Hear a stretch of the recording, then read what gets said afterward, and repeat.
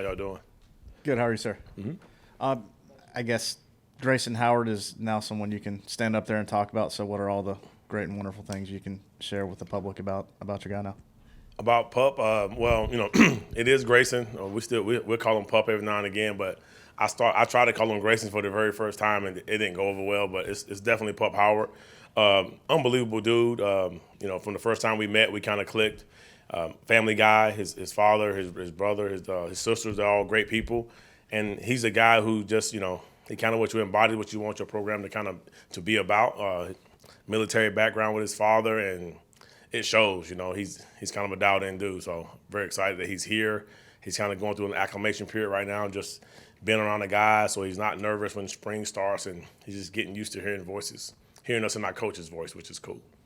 Not the recruiting voice is a big difference. Can't be too bad the first couple of days. Make sure he, yeah, ease him in. Yes. Clayton, obviously you guys are going to be down some defensive starters that you guys have relied on all year in this bowl game. What's the plan for replacing those guys? Do you have guys in mind that might start in their place? Will it be a mix of guys? What are you kind of looking at? Well, the way it kind of worked out is, we up front we've always played 6 guys a game. That's our goal. So really up front it is what it is with between Boogie and Tonka, Nick Barrett, TJ Saunders, and I think we have to activate another one of the freshmen, but for the most part, we have the nucleus there. The edges, we lost Gilbert, obviously, so now, Tonka got to play multiple positions like he did during the year, that's not a surprise. At linebacker, we should be good. Defensive backs, obviously, we lost Cam, we lost Rush. Those guys wished them well as they go on through their next journey, but they did an unbelievable job for us. And the guys behind them got to step up between, obviously, Dow. You saw Dow in the Clemson game kind of expand his role, and guys like, DQ and Nick may have to play multiple positions to make sure guys, everybody got to step up their play. Clayton, I'll ask about Pup again too, but just I know it's an acclimation period for him being up here, but what can you learn about a guy when he comes in for bowl practice and getting him adjusted to the college game? You can learn a lot. You can obviously get a good feel for his body type, get a good feel for his functional movement skills, get a good feel for, how he can – right now, obviously, we're not going to start the playbook back over and start it at 0 for him. He has to pick up on the back end, game 13, and you can kind of get a feel for what's going to be too much. But, that's the only thing you can really get. But right now, he's just sitting in the meeting, listening, asking a couple questions here and there, and we'll start him back over in January. Clayton, what'd you think coming out of the Arkansas game way back, in September, and you lose 2 starters? Did you think wow, this could be a long season? I know you're always an upbeat guy. And then I know it's like the cliche of next man up, but you've lost so many guys. Do you have any other sort of buzz phrase or anything of how you got through this? I'm definitely an upbeat guy, meaning I kind of on the positive, not negative. And sometimes if I'm neutral, I'm either neutral or positive, but absolutely, you still have to think and plan, and you can say "oh shucks," a couple other words every now and again when guys went down. But like I said earlier in the year, my main thought was for those guys and just how I felt bad for them. But far as you really can't, you don't have time because nobody else is feeling sorry for us. I promise you, Mo Kaba or Jordan Strong didn't get a get well call from anybody that we was going to play. So nobody's going to feel sorry for us. We feel sorry for the kids as people because they're part of our family. And you got to move on. You have to got to keep going. And obviously we have guys in the building. You got to coach them, you got to train them, you got to prepare them, and you wish them the best. And that's all you can do. You really can't stop because I promise you, nobody else felt sorry for us. I know for sure they didn't get a get well card from anybody else. So nobody else really was worried about what was going on in this building. You guys are, and our fans and stuff, but for the most part, you don't have time to stop. Obviously, it's the other side of the ball, but what have your first conversations been like with Dowell Loggins, and how do you kind of, from a fellow coordinator perspective, feel like he's kind of settled in these first couple of weeks? He's been in and out, but he's a guy that we kind of met the summer, I think it's summer 21, and then, obviously talked to him a little bit during the season. But he's the kind of guy, obviously Coach Beeman known him for a while, so just talk football with him. But I think he's really going to gel very well with this staff and with these people in the building. I'm looking forward to some things that he can do.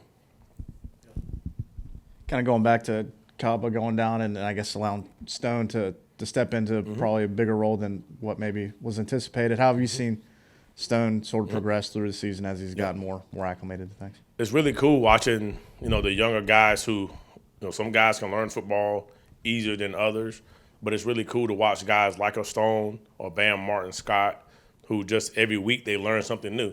They see a new play, they see a new fit, and they may play. If they play a lot, they're gonna experience something completely different, and then they have to retain it. That's the part I love about coaching is watching kids who can retain stuff, and then at the end of the year or at the end of the spring when we start back over, we can now have experiences that we can go back to and we can lean on them.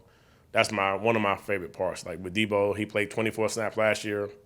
He played close to 300, maybe 250 this year. And just having those conversations with him and watching him grow, it's pretty cool watching those two guys develop. Speaking of Mo and Jordan, how has their rehab come along? Do you anticipate either guy being able to do anything in the spring? Just where are they at as far as that goes? Well, Clint Haggard and his staff do a great job of keeping those guys on track or ahead of the schedule.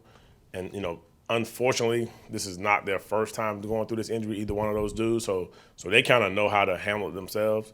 But this spring, it'll be more just let's just get better at learning the game of football. You can never, like I said, I learned something today at practice. So you can never learn enough of football, enough of things that's going to happen on the field. And I think that's where you can gain an advantage if you're a guy that's injured.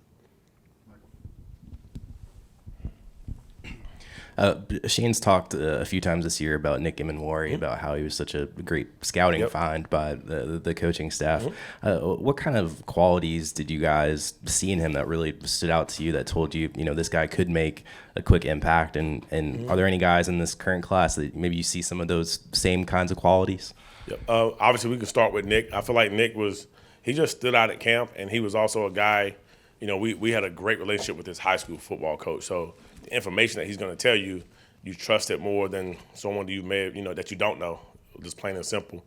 And just the thing, when you watch him run and jump and go lateral and go high point footballs, and you have to use your imagination now. So that's kind of what it comes to, really. And then watching him practice the first 5 practices, him and DQ, they just got to places quicker than other kids. That's what it comes down to. Then you say, okay, now where do they fit? And obviously, we didn't know that Nick was in my room on paper. He was at nickel on paper. Then I think he's found his home. Looking ahead to Notre Dame, have you kind of got a gut feel on what you're going to see at quarterback from them? And as you kind of prepare your defensive game plan, do you think they're going to run it because they've done that quite well against a number of teams? Yep. Notre Dame is obviously, as far as their quarterback situation, they have a guy, number 10, who declared for the National Football League. And there's other guys on tape, so have a really good feel who may go out there. Like I said, you never know. You got to just be prepared for everything. And obviously, they're going to have the prototypical size across the front at every position because of the way they recruit and how they can scour and put a bow and arrow on certain guys on the United States map and go get them, at least gain their interest. But so that's the advantage that they do have. They do have big guys. So obviously, we expect them to try to pound it and run it and play action and do what they do. They're not going to change their entire identity because of us, but their identity is to definitely try and run the ball first. Clayton, what did you learn at practice today? I learned that whenever 2 guys are close, you got to make sure the DBs are talking, and the one on the inside has to slide 2 steps more inside and head up. And that's what it was. I guess you've talked a little bit about this freshman class already from a defensive back standpoint. What have you seen the growth, whether it's from Emory, Florida, Kawan Banks, or Anthony Rose, or that Keenan Nelson too? What have you seen the growth there, and how comfortable are you putting them out there against Notre Dame? As far as the growth, it's to me, it starts with Coach Gray. Coach Gray is a coach here. If you lift this board up, you'll see all the notes that you want to see in regards of just the details and what the DBs need to play at. And that's what I've seen from those guys. They watch Cam and they watch Rush, take the notes and understand it. And the guys that before Nick and DQ, they watch those guys learn the game. And it's not just about how fast you can cover, how great you can cover and make plays. It's the details within the details. And I think that's where I've seen the growth. And they still have a ways to go, but I've seen the growth. So that's the part that's exciting for me, is watching young guys just continue to progress. I'm going to apologize to you ahead of time and anybody else who doesn't like these questions, but I would like to get a few of your thoughts on some of the signees who Coach Beamer did not speak about yesterday, just individually, if you don't mind running through a handful of guys, what you like about them, and start with Judge Collier. Yeah, is there a reason why he didn't speak on him, or I'm good to speak on No. him? No, you're not gonna set me up, man. I'm telling you, I'm not falling for anything like that. I'm good though. All right, so Judge Collier was a guy who came to camp, long, athletic. He has the traits that we asked for in defensive backs. He's long, he's smart, got bright eyes about him, and the fact that he can run, he returns kicks, so he brings that awareness that you need in the defensive back room, and he's gonna be a guy that picks things up well. Montague Raines. Montague Raines, violent, real violent pass rusher, takes coaching, raw, as they would say, but raw can also be looked at as negative, but his rawness is good because he is a guy who will look you in the eye. I mean, Coach Freddie Kitchens taught him how to pass rush one move this summer at camp, and he went out there and perfected it after 2 reps, and Freddie was just talking to him, and the kid went back out and dominated the rep. But he's violent, he's big, he worked hard, and he's young, and he's still a baby. All right, Zabari Sandy. Jabari Sandy is another defensive back that can do multiple things. So is he a corner? Is he a nickel? Is he a safety? What that does for us, it makes us very multiple whenever we play teams like a Tennessee that can spread you out, and safeties can cover like DQ did against Tennessee. That was a big that we brought that kind of DB in that can cover receiver in the slot. Desmond Umeozulu. Yep, long kid. He's very similar to Montague, playmaker. He's going to bat so many balls down that when he's here in Columbia and all over the SEC, and those plays are going to win games for us. So that length you can't coach. And last one, Cameron Upshaw. Cameron Upshaw, another defensive back that can do multiple things. He plays corner, he plays quarterback, he plays safety. Those are my favorite kind of DBs because you don't know how big they're going to get. They're going to be 210, they can be 200, and they can move like a corner, hit like a safety.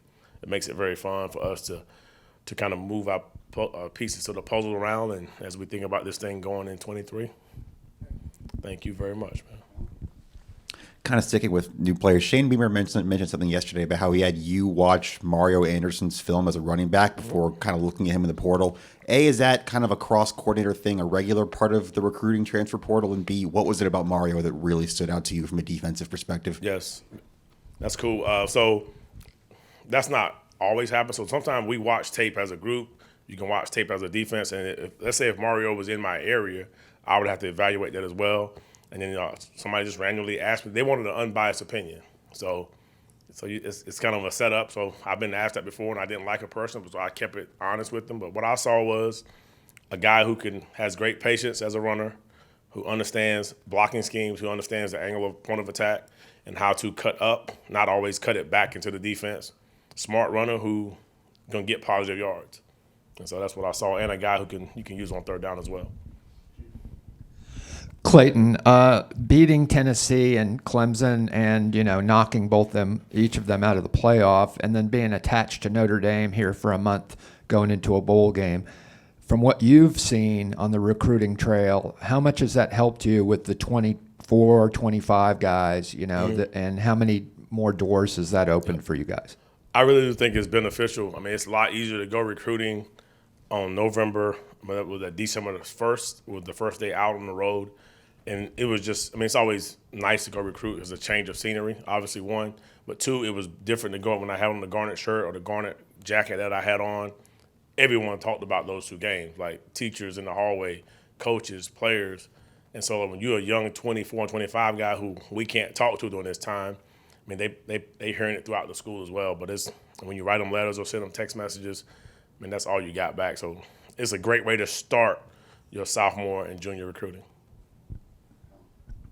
Clayton, I got 2 for you, but with O'Donnell Fortune, seems like he's one of those guys that's been a rotational piece the last couple of weeks. Growth there, and Yep. how much of a role do you foresee him having in the bowl game? He'll have a huge role in the bowl game. He'll be a guy that would have to go out there and step up his play, and he has the talent. He has the ability. It's all about being consistent. And I think that, obviously, sometimes the door opens or whatever the saying is. But obviously, Cam and rushers aren't here, and he knows it's either now or never. That would be my mindset if I was him. And I hope that, he's taking that same mindset. But that's one thing we always tell our guys is get ready on those even week 1 through 12 when your number is called. You don't have to make this drastic change. And I truly feel like he has grown throughout the year, and he's now just being himself. And it's cool to see, like, if he's not like all of a sudden trying to do too much, that means he wasn't locked in on game 1 through 12. So it seemed like to me that he's been locked in on game 1 through 12. How much fighting did you have to do with Coach Stepp, with Bakari Swain, and getting him as a defensive back instead of a receiver? Stepp knows he don't want me. Stepp's a good guy. I like Stepp. One of my favorite guys, but not much. No, I'm just kidding. Bakari's a good player. Bakari's going to have an opportunity to showcase his skills on either side of the football. How much have you guys seen from Anthony Rose here these last couple weeks, and maybe him having an opportunity to play next week?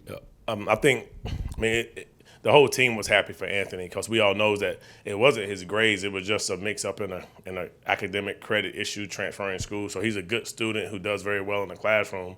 So you actually felt bad for him initially. Luckily, the NCAA let us still bring him here and kind of like a red shirt. Now they approved him, which is awesome. So the team stood up and was happy for him. He's always got a big smile on his face, but now it's bigger, and so we're excited to watch him play. He has a lot of skill sets. He'll definitely help us in some type of role. Appreciate it. Thank you, guys. Merry Christmas.